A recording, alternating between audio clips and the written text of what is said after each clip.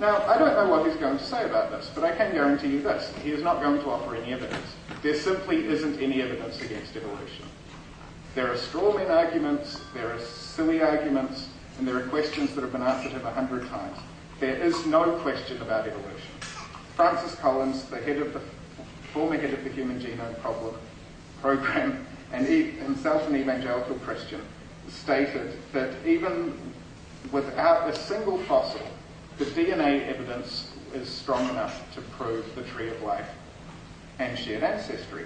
All of the American academies of biology, medicine, anthropology, geology, chemistry, and physics have all stated that evolution has been proven beyond doubt and is no longer subject to debate. Now, I'm sure Ray will say that actually there are an increasing number of scientists who think that evolution is simply a fairy tale for adults. But let's put this in context. It is true. You have the Discovery Institute, who recently published a petition entitled Scientific Descent from Darwinism, which listed 650 scientists who they claimed didn't believe in evolution. In response to this, the National Centre for Science Education produced what was known as the Petition of Steve, which was a petition open only to biologists called Steve. And as of last Monday, they have received 1,063 signatures. So, I think this more or less speaks for itself. That is about all I have to say, and I will yield the rest of my time to you.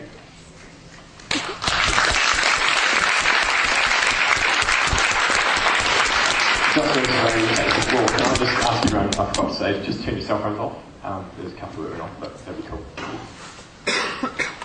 Thank you, Sam. Very grateful for you sharing your thoughts, and for Richard Dawkins' thoughts as well.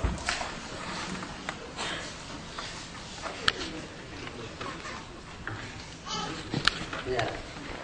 Folks, I really appreciate you coming today. There's nothing more healthy than open debate. There are many countries that won't allow something like this. They allow it in the United States and in New Zealand and other countries, so I'm grateful for Sam and for those that organised it. What I'd like to talk about today is atheism, evolution, and the existence of God. As Sam touched on, an atheist is someone who believes that everything was made by nothing. Now, a normal atheist denies that through gritted teeth because it's intellectually embarrassing to say that everything was created by nothing. But if you say, I have no belief that my Ford truck had a maker, you're saying nothing made it. It just happened, which is a scientific impossibility. We've actually got quotes on a website called pulltheplug.atheism.com, in which Cornell University say that everything was created by nothing. We've got physicists saying everything was created by nothing.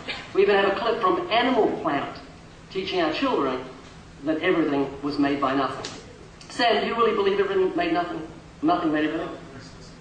Okay, we'll do it in the rebuttal. When you push an atheist and say, do you believe that everything was made by nothing? They'll say, oh, no, I believe something made everything, but it wasn't God.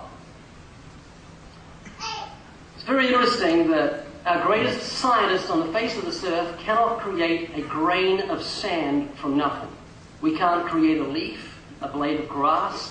We can recreate, but we cannot create. Do you know, if we could create grass, we would solve the world hunger problem. If we could make grass from nothing, not recreate it from what already exists, but if we could make grass from nothing, we could stick it through some cows and have milk, cheese, butter, yogurt, and ice cream. But we don't know how to do it. We can't make grass, we can't make a leaf, we can't make a frog, we can't make a flea. We can't make a grain of sand from nothing. We don't know how. So how intellectually dishonest is it to say, I believe that everything we see, flowers, birds, the sun, the moon, the stars, the trees, the marvel of the human eye, 137 million light-sensitive cells in each one of your eyes. You think of the marvels of the human body, to say all this happened that was created by nothing. It's crazy. It makes no sense.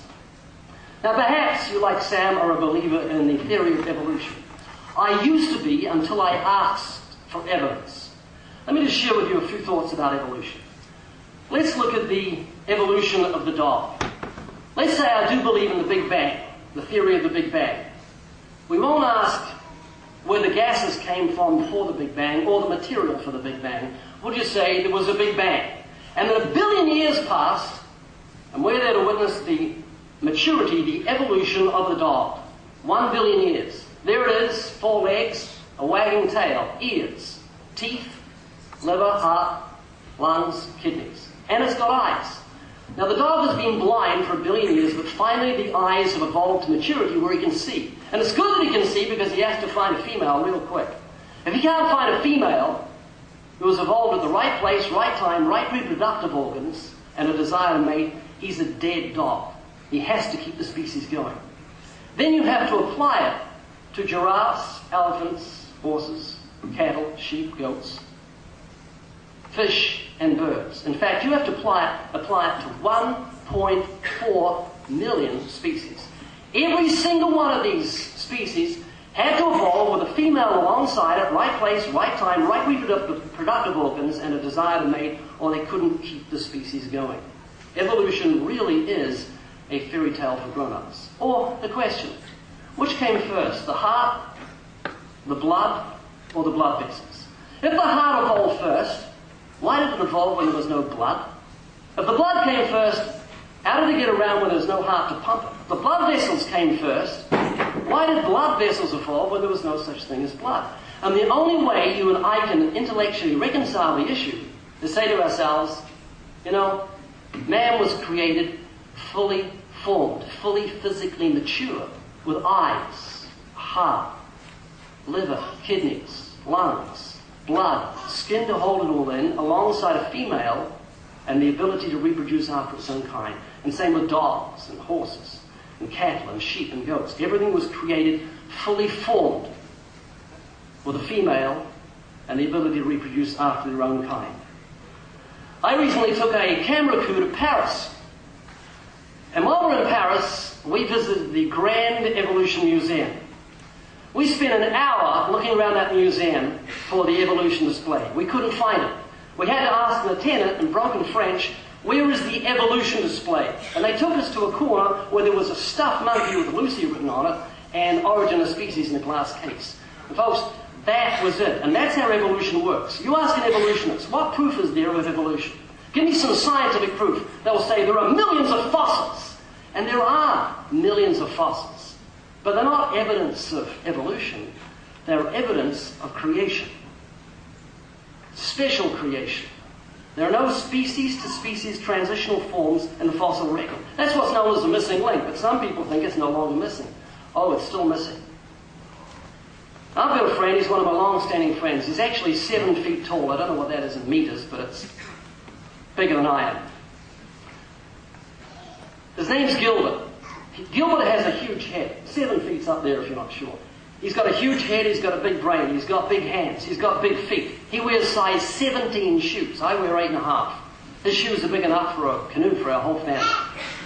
Now, if somebody found Gilbert and my bones buried alongside one another, an evolutionist is going to say, Chihuahua man, Great Danian man. For sure. But we're the same species. We're the same kind. We're Homo sapiens. And throughout creation, in the fossil record, you'll find there are variations within the species. The fossil record doesn't show kinds of animals slowly changing into other forms of animals. You say, what about Archaeopteryx? Archaeopteryx is a bird with teeth. They say it's got a tail, it's got teeth, and it's got claws. Therefore, it evolved from a dinosaur. No, it's a bird. The fossil record also shows 2 other birds that God created with teeth. Look around at creation.